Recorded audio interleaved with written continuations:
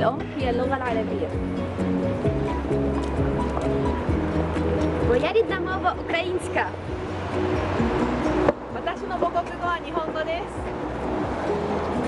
Η μητρική μου γλώσσα είναι τα ελληνικά. Benim ana dilim Azerbaycan dilidir. Мой матерный язык хорватский. Meine Muttersprache ist Deutsch. 我的母语是汉语。 Ma langue maternelle est le français. Mi lengua materna es el español. 제 모국어는 한국어입니다. Mój materny język jest słowiańszczyzna. Halanene ankan popular. Kiedy mu na Ferrer, Ferrer. Mój родной язык русский. Minha língua materna é o português. ururimi rwanjye kavukire ni Ikinyarwanda.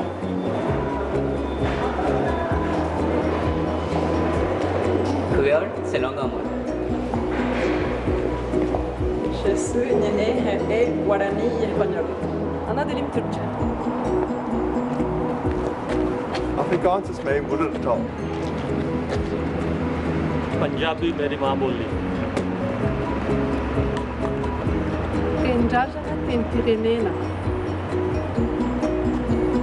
Ma langue maternelle est le français.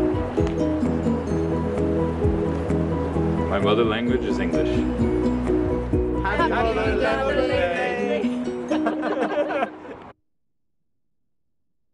Or International Mother Tongue Day. I think that on a day like that, like they're encouraging children particularly to do like a little introduction of yourself and family in your mother tongue. Right. Yeah. That's great. And well, we know that as far as that is concerned, they will tell you what you have to learn as far as your L1. That is the initial language you learn should be your mother tongue. It helps you also in learning. Is that thing really true? Like I've heard people. Well, the thing is that when you're in say Accra, where the competition is tough, you can't afford to be doing that. Yeah. So I think we have to put that into proper context. But that's what usually the multilateral agencies advocate for us, especially to speak the Americans through the USAID and all that. Yeah. Because I always say that I learned ever when I was old, like I was in secondary school before you formally decided to get into your own local language. Exactly. Right. And it wasn't, I'm not sure it was like too late, too bad. Yeah. Because you know, when at home, your mom would speak it, your dad would speak it, but you would always respond either in English or something else. Exactly. Right. So we didn't And then also we have to take it into context that there are a lot of lingua franca that is being developed across states now. And these days communication has brought issues, languages, technology, and a whole lot closer to us. They are more accessible. So it becomes difficult trying to make something that is remote more integral. Yeah. So we have to put all that into proper context.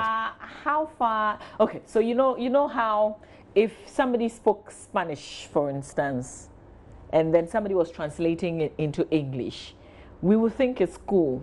But if somebody spoke Chi or spoke Efe and it was being translated into English, then we would say Wabon to Brofu. Yeah, true. You know, so that's why I'm saying. That's what I'm saying. Are we even proud of our local languages, our mother tongues? I think that we should be proud of it. But are we? I don't think it's a question of are we. Yeah. It's more, if you look at the narrative about how over time globalization seemed to have made us change our pattern of lives, and so our way of thinking has changed over time. So we feel that we have to perhaps also be in sync with the rest of the world in trying to catch up. So we're always playing catch up in part of our world. And so the language that we need to catch up with will be a formal language like English, because the world is moving, so you want to catch up. Now, as you're doing that, it means that something has got to give. And it's always the local language that is suffering in this context. For example, people want their children to be learning Chinese because that's the next big thing. But when do you want to start? You have to start when they are young. And at the same time, you want them to learn their... So it's something that we have to work on. We have extra work to do. And he was shocked that his Baba was speaking English solely English with his daughter. And I said, you don't live here. Come and live here. And you realize that if he doesn't start like that with his daughter, it probably will be too late. Yeah, because she has when they network. Because they go to school and they feel alienated and all that, yes. Yeah. We have to put it into proper context. Because I keep saying the next generation, let's say our kids, the competition is going to be so high. They are going to form maybe the next middle class, the ruling elites and all that. And if they are not up to speed. How far can you go with ever or ga when you meet people from... Yeah. Because you're thinking your child is going to some British international school. He's probably going to go and do his master somewhere else. Or maybe even if the curricula is here, it's going to be more developed, etc. How does he become competitive? With the local language. Yeah. So but we are at a disadvantage in a way. It's a shame to be called like Elinam. And not know how to speak ever. It's like, really, why are you carrying that name? Yeah.